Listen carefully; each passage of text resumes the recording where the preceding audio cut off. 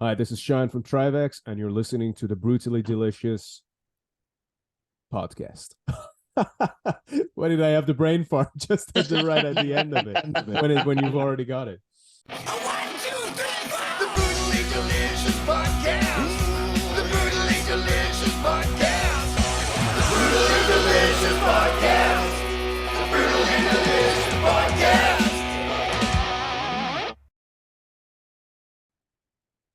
Hello. Hey man, how's it going? Hang on, Good. How are you? Yeah, doing fine, thank you. How about yourself? I am well, thanks. Finishing up a long day of interviews. All right, sounds good, man. Sounds Where good. are And you- thank you for having me. I've been looking forward to this one.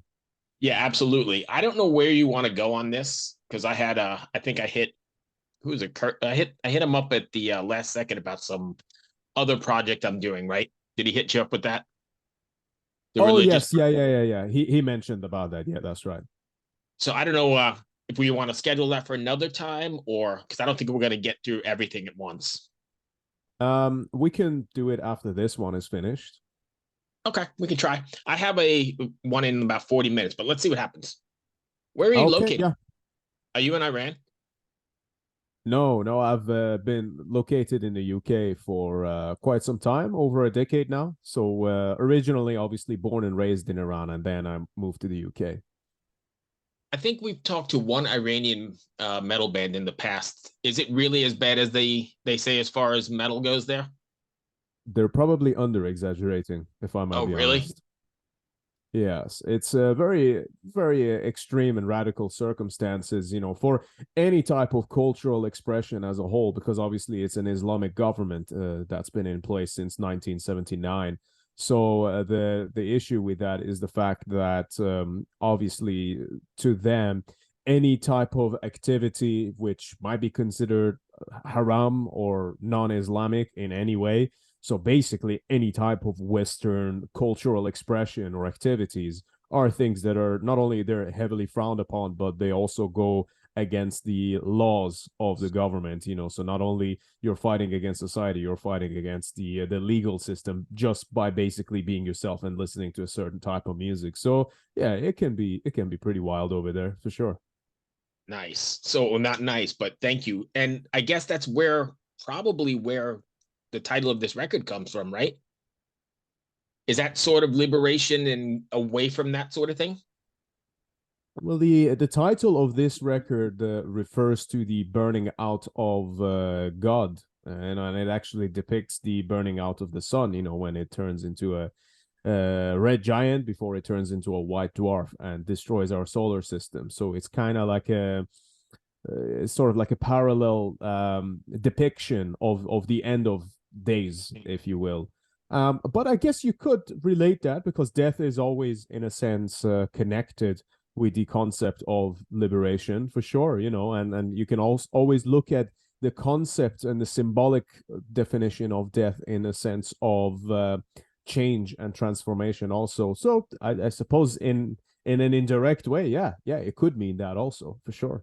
I didn't mean to put words in your mouth, but as I was listening to it and reading the bio, I was thinking right away that's kind of where that's coming from. Hmm. Well, there's definitely an essence of rebellion that's, I think, undeniable within our music. I think that's something that everyone can probably pick up on. It's that yearn for liberation and that yearn for being able to be free. So I think that it sort of comes with the territory. Whether we probably even try to do it or not. I think it's just an organic part of the essence of Trivax as a whole. Are you when you guys are writing Tribex records, are you guys all writing together, or is it more the efforts of one particular member of the band and then you put it together? I have to hold my hand up. It's usually just me doing the work, but I'm very familiar with the style of how my other bandmates play, and we've played together for a very long time. So it's kind of like I'm predicting their moves, and that's usually how it works. And of course, I always give them the room to add their own twist as well. Like, for example, on the song Twilight of Death, I think our drummer really got to shine on that track, because there are some really special rhythmic parts that you pretty much never even hear in black metal, and I think he totally blew it out of the park with that one. But it's sort of like, as far as the general ideas and the concepts and the lyrics, they're all kind of very much intertwined in my head, and it's something that I tend to work on in solitude. But then I always, by the time the song goes through different levels of its character development. One is when the song's in my head, and then the next one is when there has to be that compromise between reality and imagination when I actually write down the song. And then afterwards, the characteristics of the song almost completely shift once it's actually performed as the full band, and then you get the meat and the potatoes all in there. So there's different development stages to the songwriting process for Trivax, but that's usually how it works, or how it starts rather. Right. So the record came out, I guess, like 3 weeks ago or so, right? What's been the response to it so far? The record only came out, is it Thursday today? So just under a week ago, actually. Oh, came okay. out. Came out. Yeah. Oh, Yeah, so I'm lost. It was the 29th. I'm lost. So sorry. Yeah, so the record's only been that's out a short okay. time. What's been the response to it so far? The overwhelmingly positive. I mean, I'm kind of like, to me, I don't live off of that. My reward is to simply just get the record out there and know and have the satisfaction that we expressed ourselves properly. So to me, that's the definition of a successful album, is knowing that the spirit and the intention of the band was perfectly encapsulated within one, I guess, 50-minute experience. But so to us this was already a success, but the response has been so overwhelmingly positive, at least from what I can see and what I hear and what our guys keep sending me. It seems to me that people are really enjoying this, and that's a great fucking bonus. Oh my More than God, anything. Yeah, we worked very Imagining, hard on this, so it's good to get that result. yeah, and imagine that the connection that you make with somebody, clear across the world, here in the States or in India, or somebody listening to a Trivax record, it's got to be amazing, right? Knowing that you connected with them on some weird level. It's really special. I also do think that as an artist, you never really get to see the result of your work firsthand, because a lot of times people, especially when it comes to metal, it's a genre that a lot of us experience in solitude. Or a lot of times you might go through memories and things with certain bands that you might never share those memories with anyone, but then you sort of represent them just by wearing that band's merch, or just sharing their music online. It's this weird sort of secretive relationship, when it comes to music and these things, and yeah, and I'm honored. I'm always very happy when I know that whatever darkness and fucking, like wild shit I put into my records and our records and what we do, because we really mean what we do. It's not just for the sake of doing it or being entertaining. This is art for us. So if anyone can find any pieces of themselves or any reflections of themselves within that, especially, or something that they can feel especially empowerment from, or it accompanies them through their own personal journeys, because that's how I connect with music also as a fan. So if anyone else gets to have similar experiences, then that's fucking great. I've got no complaints about that. Right. And at the end of the day too, it's super cathartic, right? Both for the listener and for the artist. Yeah, I don't know what I would have done if I didn't do this. I think Right. things could have been tricky, to say the least. So being that it's so personal and you put so much of yourself into it, do you ever feel like you've put too much of yourself into it, or you've exposed too vulnerable, too much out there? I think that's a very valid question. What I will say is that for many years, I was so much on I was just stuck on the same gear for many years, where is what I do in Trivax, to almost to myself and how I presented myself. It was as if that's my entire personality, which is not. That's a part of me.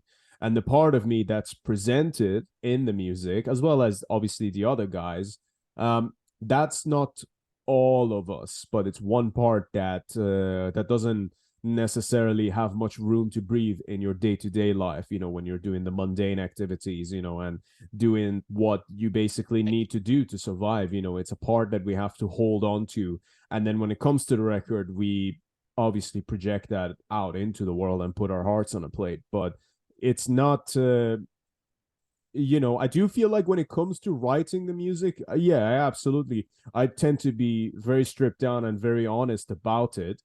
But also at the same time, now that I've gotten a bit older, I recognize, or rather just more mature, I recognize that that's not my entire personality. My entire personality is not just being a black metal frontman or whatever. But I also feel like coincidentally, Trivax already surpasses that anyway. We're not just any band. There's a unique history behind us and what we stand for. So I think it's a bit of all of those things, really. Hello out there! Yes, hello out there, everyone. I'm Hal Schwartz. And I'm Flynn McLean. Together, we host None But the Brave, a podcast dedicated to the music and career of Bruce Springsteen. Bruce and E Street Band are on tour right now for the first time in 6 years, and we're taking a detailed look at what's happening on stage in our bi-weekly episodes. We've also been recently joined by some very exciting guests, including rock journalist Warren Zanes and Stephen Hayden, Backstreet's Magazine founder Charles Cross, and Barstool's Kirk Minahan. If you're a diehard Springsteen fan, this is the show for you. So please subscribe to None But the Brave on your favorite podcasting platform, and we hope to see you further on up the road. Thank you so much! We'll be seeing you! I think in order, and you can correct me if you think I'm wrong, but I think in order to be truly real and organic and mean something, it kind of has to come from somewhere deep inside you, right? It has to be vulnerable. Otherwise, it may not connect as you would expect it to. Does that make sense? Yeah, of course it does. But I also think that, putting something out there for the sake of just appealing to a certain someone or a group of people, I think that's kind of missing the point as well. The way I look at it is that we do what we do because it is our calling. It's what feels right to us.